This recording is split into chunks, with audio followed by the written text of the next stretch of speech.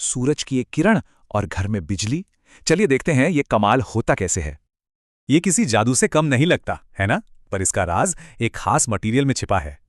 Solar power को समझने के लिए हमें 3 चीजों को जानना होगा: कंडक्टर्स, इंसुलेटर्स और सेमीकंडक्टर्स।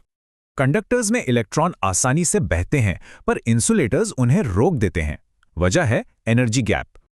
और यहीं आते हैं सेमीकंडक्टर्स। इनका एनर्जी गैप बिल्कुल सही होता है, जिसे हम कंट्रोल कर सकते हैं।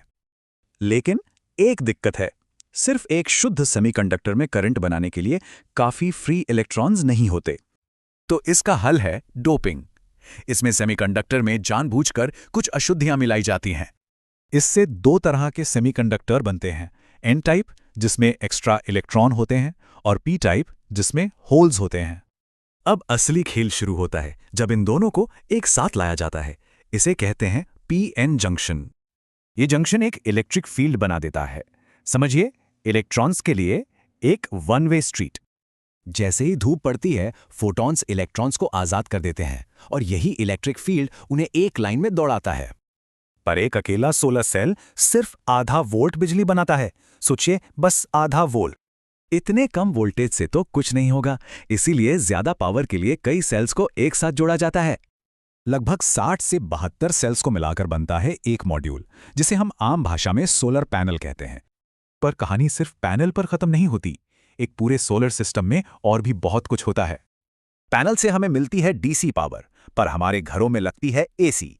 इसे बदलने का काम इन्वर्टर करता है। तो इस बिजली को अपने घरों तक कैसे पहुंचाएं? इसके लिए 3 तरह के सोलर सिस्टम होते हैं।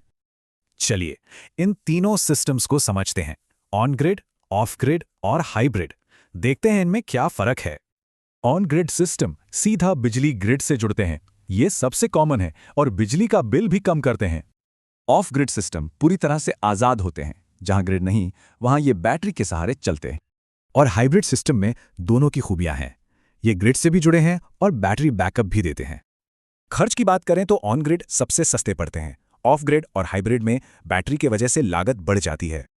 तो देखा, ये सफर एक छोटे से फोटॉन से शुरू होता है और पूरे के पूरे शहर को रोशन कर सकता है।